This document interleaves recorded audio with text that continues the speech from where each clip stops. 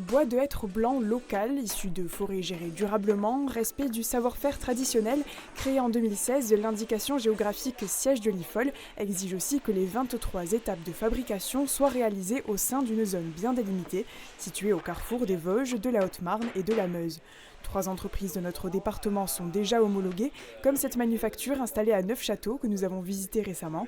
Fournisseur d'hôtels et restaurants très haut de gamme, elle est l'une des premières à avoir obtenu l'indication géographique siège de l'IFOL, une certification qui peine à être connue. On en parle à nos clients, dans chaque partie commerciale on le met sur les factures, sur les bons de commande, sur les bons de livraison, on essaie de communiquer au maximum de ce qu'on peut, on essaie d'en parler, mais ça c'est quand même dur à rentrer. Les gens ont du mal à situer déjà les Vosges, donc il faut déjà situer les Vosges, situer que le produit est bien fait en France et bien fait chez nous.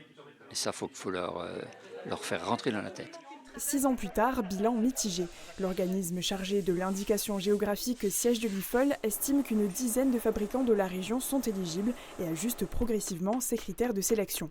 Nous retravaillons sur notre cahier des charges et notre plan de contrôle pour inciter les entreprises qui ne font qu'une étape, par exemple du siège, à s'engager dans la traçabilité. Donc le tapissier, le carcassier, les entreprises qui font la finition. Un travail mené partout en France pour tenter de faire connaître les 14 indications géographiques existantes et en créer des nouvelles, car les IG, équivalentes aux AOP pour les produits alimentaires, sont une garantie reconnue en France et en Europe.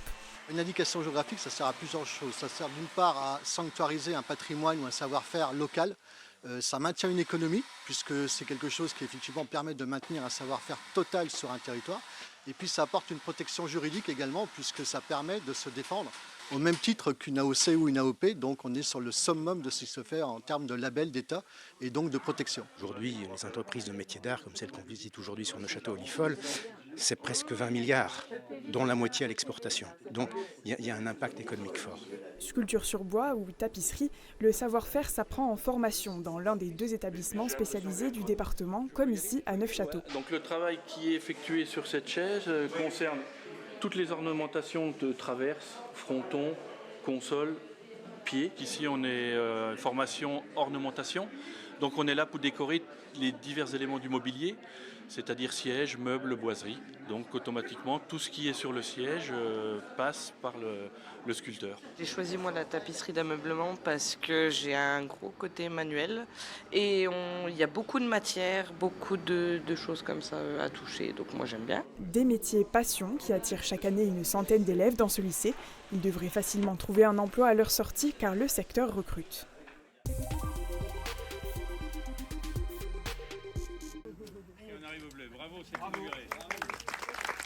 Une telle structure n'existait pas encore en Moselle, une maison d'accueil familiale pour permettre aux enfants placés de passer du temps avec leurs parents et leur famille d'accueil tout en étant encadrés par des professionnels. Mais le dispositif se veut avant tout convivial et propice à l'écoute. C'est une maison, c'est pas un centre, c'est pas quelque chose d'impersonnel, c'est une maison avec une salle de bain, avec des WC, avec une cuisine, avec des locaux qui permettent cette rencontre entre l'assistant familial et la famille. Et pour nous, c'est absolument essentiel. Et dans toutes les structures que nous mettons en place, dans lesquelles nous investissons, je souhaite vraiment qu'on parle de maison et qu'on démontre maison. Et là, c'est le cas ici à Thionville. Un projet bien perçu par les familles d'accueil elles-mêmes en attente d'une structure rassurante. Ayant travaillé en crèche, il y avait le relais d'assistante maternelle déjà que je connaissais, qui était très bien. Donc là, je trouve que ça se rapproche un peu. Et voilà, c'est vraiment sympa pour pouvoir échanger avec des collègues. Les visites vont se passer là, donc voilà, il y aura plus d'échanges avec des professionnels. Ici, les 40 assistants familiaux et les 28 enfants pourront venir échanger. L'inauguration du bâtiment a été aussi l'occasion de parler du métier de famille d'accueil, encore peu connu. C'est un métier qui demande beaucoup d'efforts, beaucoup d'abnégation, beaucoup d'écoute, même de sacrifices par rapport à sa propre famille, je pense. Et actuellement, on a du mal à recruter des personnes qui sont prêtes à s'engager à faire ce travail-là. Il s'agit d'une expérimentation de 2 ans. Si les résultats sont probants, le lieu pourrait être pérennisé et développé dans d'autres territoires mosellans.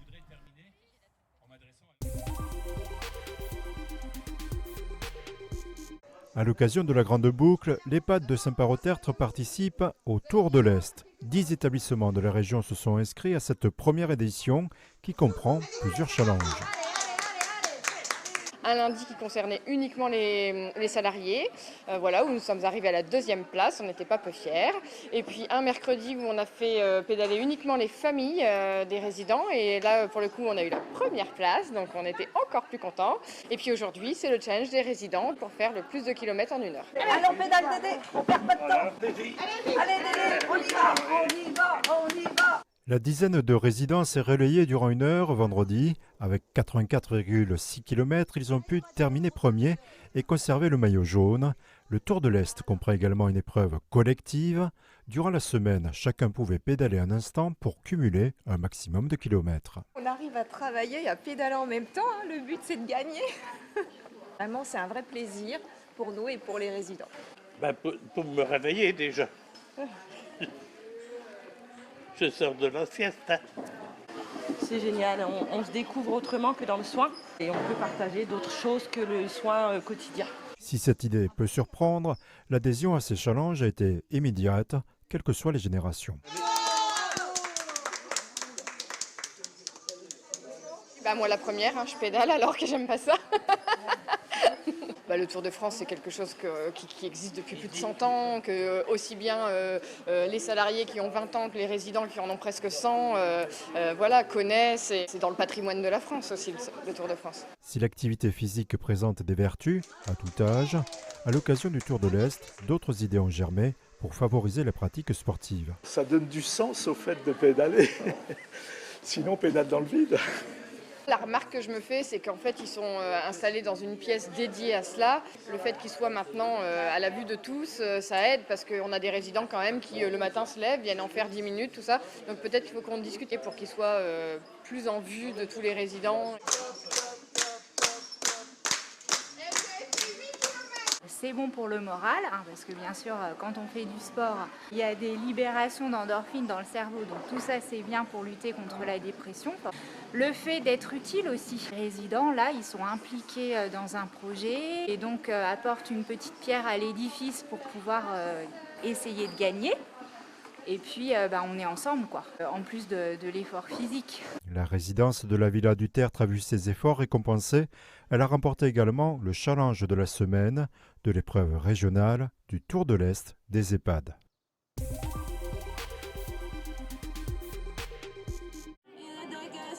Vert, orange ou rouge, quel piment choisirez-vous en montant à bord de la nouvelle attraction du quartier mexicain à Frépertuis, inaugurée il y a quelques jours en présence des partenaires et artisans, El Molcarrete, le mortier servant à écraser les épices à l'aide d'un pilon, et le dernier investissement du parc vosgien de Jean Ménil. Avec ses 14 bras, l'attraction propulse les passagers jusqu'à 6 mètres dans les airs. C'était sympa. Le fait qu'il aille dans les deux sens et tout, c'est plutôt cool, je trouve. C'est vraiment bien. Quand il repart en arrière, là, ça surprend. Puis les descentes sont vraiment cool. C'est vraiment sympa comme sensation. Comparé au sombrero d'avant, c'est quelque chose d'un peu plus fort, on va dire. Et du coup, c'est assez sympa à faire. Voilà. Entre deux attractions, c'est bien à faire. Ouais. Impressionnant au départ et puis après, franchement, c'était bien. Ouais, ça s'est bien passé. C'est pas très violent. Je pense accessible à tous. Accessible à tous, ou presque en effet, puisqu'il faut mesurer au minimum 1,10 m pour monter accompagné, 1,30 m pour pouvoir l'expérimenter seul.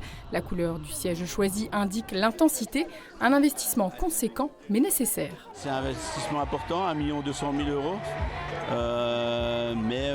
Voilà, on amène une nouveauté plus fun dans le quartier mexicain qui avait 3-4 attractions qui étaient, disons, pour enfants. Et là, El Molcarrete va répondre aux attentes des ados. Après 2 années où on a fait des attractions familiales, d'avoir une attraction un peu plus intense, El Molcarrete y répond. Terminé quelques heures seulement avant l'accueil des premiers passagers, les travaux ont duré plusieurs mois et ont été réalisés par une 40aine d'entreprises du secteur de Rambervillers et Saint-Dié. Il a fallu concilier les travaux, le constructeur a eu un peu de retard et puis dans les produits béton, il y avait un gros chantier, donc c'est jamais évident de concilier travaux et ouverture du parc, mais ils y sont arrivés parfait. Frépertuis est un client fidèle à la société, donc voilà, si on a l'habitude de faire ces manèges. La particularité de celui-ci, c'est qu'on a dû le sortir en très peu de temps. Donc on a dû adapter les équipes et surtout les horaires, parce qu'on a dû embaucher à 3 h du matin. Quoi qu'il en soit, le manège est bien là, le parc est ouvert 7 jours sur 7 depuis le début du mois de juillet. Un début de saison conforme aux attentes et cette année encore pas moins de 460 saisonniers ont été embauchés. Frépertuis a accueilli 281 000 visiteurs en 2022 et espère passer la barre des 300 000 d'ici la fin du mois de septembre.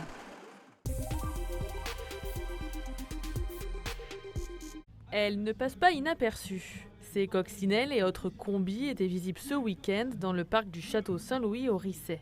Collectionneurs et passionnés ont fait le déplacement pour exposer leurs voitures aux yeux de tous lors de la 10e édition du Cox Avenue, retardée à cause de la pandémie de Covid-19. Un rassemblement Volkswagen dans l'Aube, c'est vraiment exceptionnel. On l'a une fois tous les 2 ans, donc on essaye de venir pour en profiter un petit peu entre passionnés. Mais attention, toutes les Volkswagen n'étaient pas conviées. Pour cette édition, il fallait posséder une Volkswagen ancienne avec moteur refroidi par air, des modèles allant souvent des années 60 ou 70, au look qui ravit généralement petits et grands. Bah oui, la coccinelle, elle a toujours ce petit capital sympathie. Ça fait sourire les enfants, les grands. On a tous un petit souvenir dans un combi Volkswagen ou dans une coccinelle d'un oncle ou d'une tata. Et donc oui, ça donne le sourire. Et bien souvent, on ne tombe pas dans la coccinelle par hasard. Pour ces passionnés, leur amour pour ce véhicule remonte à loin. Depuis que j'ai l'âge de 18 ans, ma première voiture c'était une coccinelle. Et depuis j'ai enchaîné les coccinelles, les Golf 1, et les recoccinelles et les combis, et voilà, jusqu'à venir au Graal pour moi, la Cox Ovale. Voilà. Ma première Volkswagen j'ai eu à 20 ans, donc c'était une 1302 de 72. Et puis derrière, j'ai eu beaucoup de voitures de sport, tout ça, mais la Volkswagen, c'est autre chose. C'est un esprit, c'est la bonne humeur, c'est les amis. Donc du coup, ce que j'ai voulu racheter, c'est une Volkswagen pour faire profiter de tout ça à mes enfants aussi. Certaines sont classiques. Alors c'est une coccinelle de 72, mais qui ressemble tout à fait à une 66. Changement de porte, capot, tout ça, qui a été restauré en 98. D'autres plus originales. Pour la petite histoire, vu qu'on a gardé le contact entre les différents propriétaires, donc c'est Cannibal Letter qui l'a dessiné. Et lui maintenant il fait des graphes sur Paris, sur Dijon, sur les bâtiments. C'est un peu une œuvre d'art sur roue, quoi. Au total, l'événement a accueilli plusieurs centaines de véhicules avec la participation d'associations et de passionnés venus de toute la France.